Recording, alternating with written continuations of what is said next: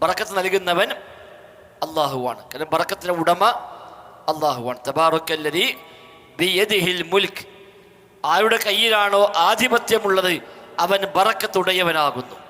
തബാറക്ക, ബറക്കത്തുള്ളവനായിരിക്കുന്നു. അല്ലദീ ബിയദിഹിൽ മുൽക്ക്, ആരുടെ കയ്യിലാണോ സർവ്വ ആധിപത്യവുമുള്ളത് അവൻ ബറക്കത്തുടയവനാണ്. ബറക്കത്തുടയവൻ, ബറക്കത്തിൻ്റെ ഉടമ അള്ളാഹു തആലയാണ്. അവന് മാത്രമാണ് ഖൈറ് നൽകാൻ കഴിയുക. ഖൈറ് നൽകുന്നവൻ അല്ലാഹ്. ആ ഖൈറ് അധികമായി കൊടുക്കലോ അതും പഠിച്ചോ തന്നെയാണ്. അല്ല ബർക്കത്ത് കൊടുക്കാൻ വേറെ കുറേ മനുഷ്യന്മാരൊന്നുമില്ല. ജീവിതത്തിൽ എല്ലാ ഖൈറും നൽകുന്നവൻ അള്ളാഹുവാണ്. ഖൈറ് അധികമായി കിട്ടി എന്ന് പറഞ്ഞാൽ അതും റബ്ബിൽ നിന്നാണ് കിട്ടുന്നത്, കിട്ടേണ്ടത്. അതുകൊണ്ട് ബർക്കത്ത് ചൊരിയുന്നവൻ അള്ളയാണ്. അതിനാൽ ബർക്കത്ത് ചോദിക്കേണ്ടതും അള്ളാഹുവിനോടാണ്. മറ്റൊരാളും ബർക്കത്ത് ചോദിക്കാനില്ല. വേറെ ആരുടെ കയ്യിലും ഖൈറില്ല. ഖൈറെല്ലാം ഉള്ളത് റബ്ബിൻ്റെ കയ്യിൽ. എങ്കിൽ ആ റബ്ബിനോട് മാത്രമാണ് ഖൈറിനെ ചോദിക്കേണ്ടത്. അതുകൊണ്ടാണ് അത്തഹിയാത്തിൽ ചൊല്ലുന്ന സ്വലാത്തിൽ പോലും അല്ലാഹുമ്മ ബാരിക് അലാ മുഹമ്മദിൻ, അല്ലാഹുവേ മുഹമ്മദ് നബിക്ക് നീ ബർക്കത്ത് ചെയ്യണേന്നാ.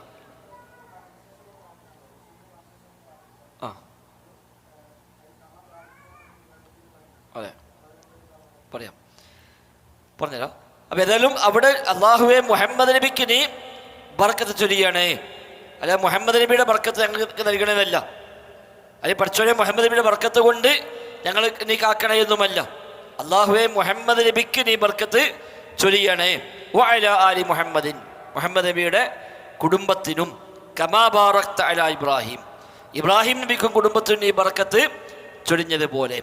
നബിക്ക് മുമ്പുള്ളവരിൽ ഏറ്റവും അധികം ബർക്കത്ത് ലഭിച്ച പ്രവാചകനാണ് ഇബ്രാഹിം നബി സ്വല്ലല്ലാഹു അലൈഹി വസല്ലം. നബി ഞങ്ങൾക്ക് ശേഷം മനുഷ്യകുലത്തിൽ അല്ലെങ്കിൽ സൃഷ്ടികളിൽ തന്നെ രണ്ടാം സ്ഥാനത്തുള്ളവർ ഇബ്രാഹിം നബി ഇസ്ലാമയാണ്. മാത്രമല്ല ഇബ്രാഹിം നബിയുടെ കുടുംബത്തിൽപ്പെട്ടവരാണ് മുഹമ്മദ് നബിയും. ഇബ്രാഹിം നബിയുടെ കുടുംബത്തിലാണ് മുഹമ്മദ് നബിയും ഉള്ളത്. അപ്പോൾ ഇബ്രാഹിം നബിയുടെ കുടുംബത്തിന് കിട്ടിയ ബറക്കത്തിൽ പെട്ടു മുഹമ്മദ് നബിയുടെ വരവ് കൂടി, അതടക്കം ഉൾപ്പെട്ടതിന്. അപ്പോൾ അതെല്ലാം അവിടെ എല്ലാം ചൊരിഞ്ഞതുപോലെ മുഹമ്മദ് നബിക്കും കുടുംബത്തിനും എന്ന് പറയുമ്പോൾ ഈ എല്ലാ ബർക്കത്തും പെട്ടു, അതിനപ്പുറവും അതിൽ ഉൾക്കൊണ്ടു. അതുകൊണ്ടാണ് അവിടെ അത്തരമൊരു ആശയത്തിൽ പ്രാർത്ഥന വരുന്നത്. ആലി ഇബ്രാഹിം എന്ന് പറഞ്ഞാൽ അതിൽ മുഹമ്മദ് നബിയും ഉണ്ട്. ആലി ഇബ്രാഹിം എന്ന് പറയുമ്പോൾ ആ ആലി ഇബ്രാഹിമിൽ പെട്ട ആളാണ് മുഹമ്മദ് നബിയും. കാരണം ഇബ്രാഹിമിൻ്റെ സന്താന പരമ്പരയിലാണ് മുഹമ്മദ് നബി സ്വല്ലല്ലാഹു അലൈഹി വസല്ലം നിയോഗിക്കപ്പെട്ടിരിക്കുന്നത്. അപ്പം എല്ലാ അർത്ഥത്തിലുമുള്ള ബർക്കത്തുകൾ അതിൽ വന്നു. അതെല്ലാം ഇനിയും അത് അധികമായി കൊടുക്കണേ.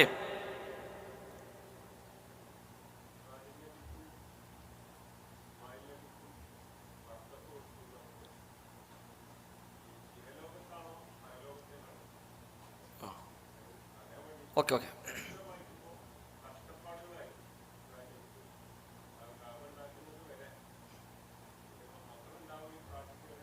ഓക്കെ ബറക്കത്ത് എന്ന് പറയുമ്പോൾ ഇഹലോകത്തുമുണ്ട് പരലോകത്തുമുണ്ട്.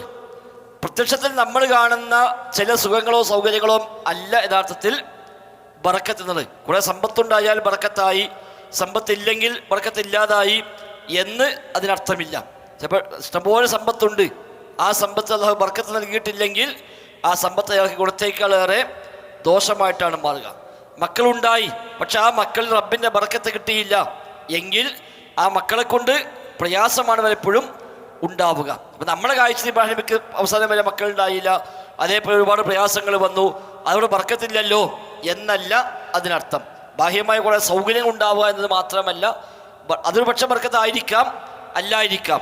അത് ഭൗതികമായി കിട്ടുന്ന സൗകര്യങ്ങൾ മാത്രമല്ല ബർക്കത്തിൻ്റെ ലക്ഷണമായി കണക്കാക്കപ്പെടും. അപ്പം നബി തങ്ങളുടെ ദുആയിൽ ഏറ്റവും അധികമുള്ള പ്രാർത്ഥനയായിരുന്നു റബ്ബനാ ആതിനാ ഫിദ്ദുനിയ ഹസന, അല്ലാഹുവേ ദുനിയാവിൽ നീ ഹസനത്ത് നൽകണേ.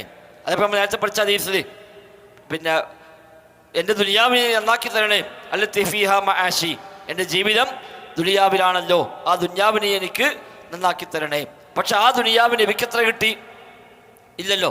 വഫാത്താകുമ്പോൾ പോലും പണയം വെച്ച് ഗോതമ്പിനെ പൊടി വായ്പ വാങ്ങിയ അവസ്ഥയിലാണ് നബി തങ്ങൾ ലോകത്തുനിന്ന് വഫാത്തായി പോകുന്നത്. അപ്പോൾ ഭൗതികമായ കൂടെ സൗകര്യം കിട്ടുക എന്നതല്ല ഉദ്ദേശിക്കുന്നത്. എന്നാൽ മാനസിക വിശാലത, ഉള്ളതിൽ ഉള്ള ഒരു ഖൈറുകൾ, അതൊക്കെ ബർക്കത്തിൻ്റെ ഭാഗമാണ് പരലോകത്ത് പ്രത്യേകിച്ചും.